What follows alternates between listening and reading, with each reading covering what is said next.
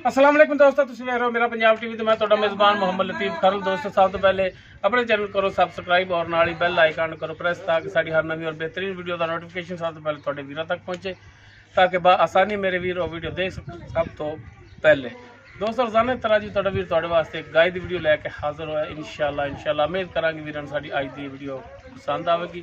Location साडी तहसील आरीवाला जिला बागबन शरीफ आरीवाला तकरीबन 10 तो 12 किलोमीटर की फासले खड़े हैं।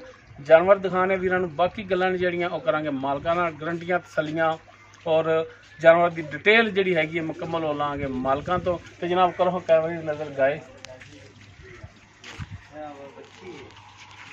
जी दोस्तों, मुकम्मल गाय का कद वीरां दे सामने कैमरे की नज़र वीर देख सकते हैं। सिरों कोनी है, रंग नस्ल जात वीर देख सकते हैं, अंदाज़ा ला सकते हैं। माशाअल्लाह नस्ल जात का भी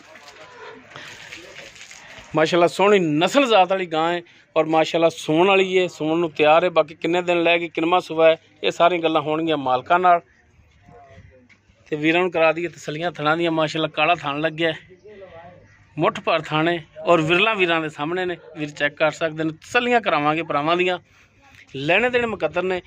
माशाअल्लाह जानवर नस्ल जात वाला सोहना। ते जनाब खोलिया जी टोरा च माड़ा जा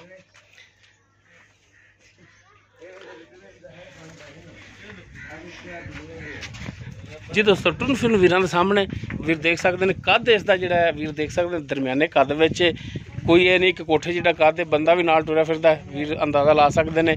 और बकायदा अपनी ज़बानी भी असीं दस रहे हैं कि दरमियाने कद विच, ताकि वीरां नूं जानवर की समझ लगे। और माशाअल्लाह लिबास बड़ा सोहना बनाया, सोहना लिबास इक्को जिहा।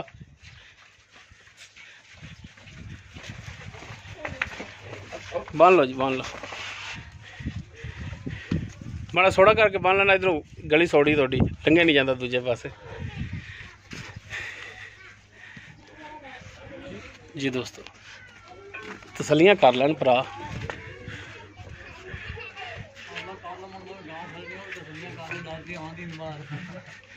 बाकी इसकी डिटेल वो लेने मालकां दी ज़बानी जी। भाई इमरान आओ, हाँ जी इधर जी। भाई इमरान आप जी गाय दिखा रहे हैं घर दी व्यापार दी तनी दी, ये किनवा सुबह सुना है इन्हें? दूसरा सुना। दूसरा? पहला सुबह भी तुहाडे कोले रही? पहला सुबह। केड़ी नस्ल जात है? ये फ्रीजियन ते चोलस्तानी। फ्रीजियन और चोलस्तानी दा क्रॉस है।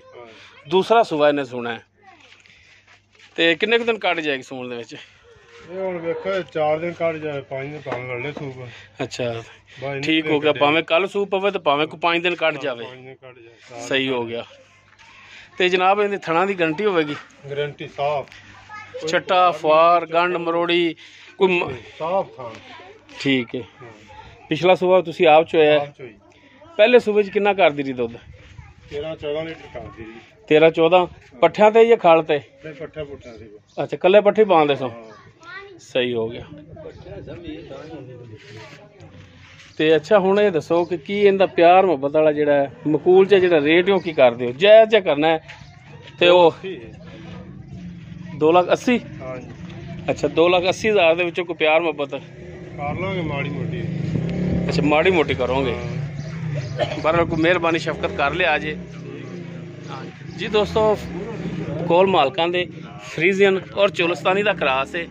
दूसरा सुबह सुना है, सूण दे विच 2 दिन लै जाए, 4 लै जाए, 5 लै जाए। बाकी थणा दी वो मालकां दी गारंटी होगी। टोरा च एक दफ़ा और थणा दी मालकां दी गारंटी होगी। डिमांड इसकी जिहड़ी हैगी है वो 2,80,000। बाकी इंशाअल्लाह इहदे च प्यार मुहब्बत मजीद होगा।